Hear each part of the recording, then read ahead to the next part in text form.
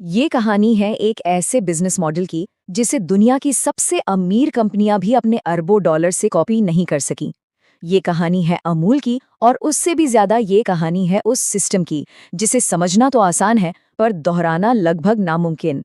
जरा सोचिए, क्या हो अगर किसी बिजनेस की सबसे बड़ी ताकत, उसकी सबसे बड़ी ताकत पैसा ना हो, बल्कि उसका ढांचा हो, उसकी बनावट हो। ये एक ऐसा आइडिया है जो बिजनेस की दुनिया के सारे पुराने नियमों को चुनौती देता है। दुनिया की बड़ी बड़ी डेयरी कंपनियां अरबों डॉलर का फंड लेकर भारत आईं, पर वो अमूल की कामयाबी को दोहरा नहीं पाईं। सवाल तो यही है कि आखिर क्यों? और इसका जवाब पैसों या मार्केटिंग में नहीं बल्कि अमूल के सिस्टम के डिजाइन में ही छिपा हुआ है। चलिए इसी पहेली को सुलझाते हैं। और इसे समझने के लिए सबसे पहले ये जानना जरूरी है कि भारत में डेयरी का बिजनेस असल में इतना मुश्किल है क्यों। भारत के डेयरी इंडस्ट्री की दिक्कतें ना एक दूसरे से बहुत गहराई से जुड़ी हुई हैं। यहाँ लाखों छोटे छोटे किसान हैं जिनके पास 2 से 5 मवेशी होते हैं। फिर दूध एक ऐसा रॉ मटेरियल है जो कुछ ही घंटों में खराब हो जाता है। प्रॉफिट मार्जिन बहुत ही कम है और सबसे बड़ी बात, ये पूरा कारोबार गहरे स्थानीय भरोसे के नेटवर्क पर चलता है। मतलब ये एक ऐसा चक्रव्यूह है जिसे सिर्फ पैसा फेंककर नहीं तोड़ा जा सकता। अब इन्हीं चुनौतियों के जवाब में अमूल ने एक ऐसा सिस्टम खड़ा किया जो वाकई एक किले की तरह काम करता है। और ये कोई इत्तेफाक नहीं था, बल्कि एक बहुत ही सोचा समझा बेहतरीन स्ट्रक्चरल डिजाइन था। ये है अमूल का वो मशहूर 3 टियर कोऑपरेटिव स्ट्रक्चर। सबसे नीचे गांव के लेवल पर 36 लाख से ज्यादा किसान हैं जो सिर्फ दूध नहीं देते बल्कि इस कंपनी के मालिक भी हैं।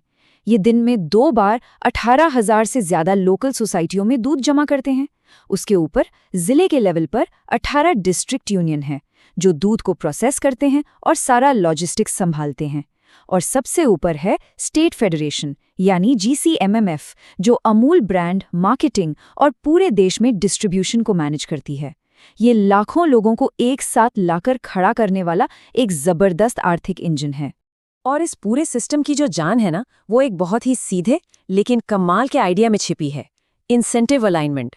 मतलब जो लोग दूध की सप्लाई कर रहे हैं वही पूरी कंपनी के मालिक भी हैं।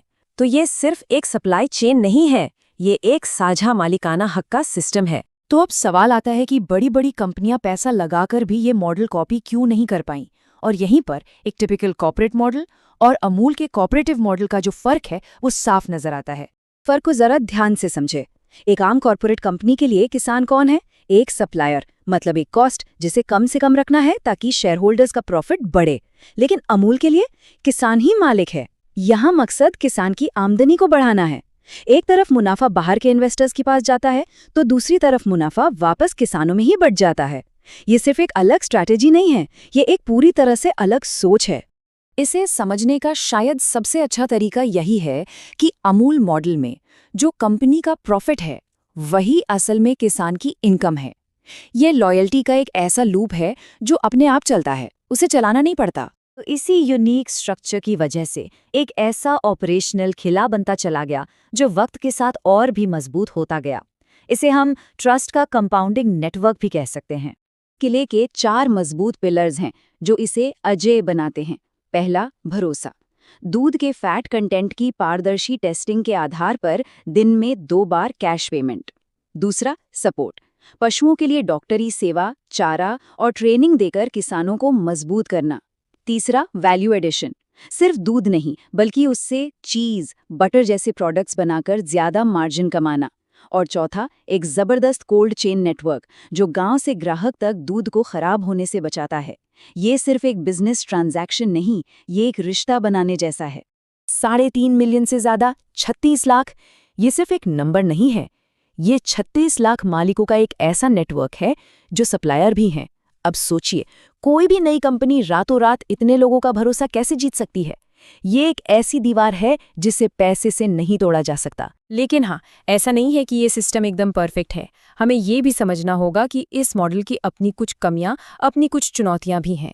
जैसे एक कॉर्पोरेट कंपनी के मुकाबले जहां फैसले टॉप डाउन होते हैं, यहाँ डिसीजन मेकिंग थोड़ी धीमी हो सकती है। इतने बड़े सिस्टम में कभी-कभी ब्यूरोक्रेसी यानी कि नौकरशाही भी पनप सकती है और कई बार स्थानीय राजनीति का असर भी इस पर पड़ सकता है। ये एक बैलेंस्ड एनालिसिस के लिए जानना जरूरी है। तो फिर अमूल की इस पूरी केस स्टडी से हम असल में क्या सीख सकते हैं? चलिए अब इसके सबसे बड़े सबक को एक स्ट्रेटेजिक ब्लूप्रिंट की तरह देखते हैं। अमूल का जो ये सुरक्षा कवच है ना, ये असल में 5 परतों से बना है। पहला है गवर्नेंस मोड, जहां लोकतांत्रिक मालिकाना हक बेजोड़ लॉयल्टी पैदा करता है। फिर आता है नेटवर्क मोड, यानी सप्लाई का इतना घना जाल जिसे रातों रात बनाना नामुमकिन है। तीसरा इंसेंटिव मोड, जहां सप्लायर और मालिक एक ही हैं। चौथा ऑपरेशनल मोड, जहां पशु चारे से लेकर फाइनल प्रोडक्ट तक सब कुछ जुड़ा हुआ है। और पांचवा कल्चरल मोड, जो दशकों के ग्रामीण भरोसे और राष्ट्रीय पहचान पर बना है। ये सब मिलकर एक ऐसा सिस्टम बनाते हैं जिसे तोड़ना बेहद मुश्किल है। और इस पूरी कहानी का जो सार है वो ये है कि ऐसी इंडस्ट्रीज में जहां काम बहुत बिखरा हुआ हो और मार्जिन बहुत कम, वहां सिस्टम का सही डिजाइन पैसे की ताकत पर भारी पड़ सकता है। तो आखिर में बस एक सवाल, किसी भी बिजनेस के लिए असली खतरा कौन है? वो कंपेटिटर जिसके पास ज्यादा पैसा है, या फिर वो जिसके पास एक बेहतर सिस्टम है? इस पर सोचिएगा जरूर।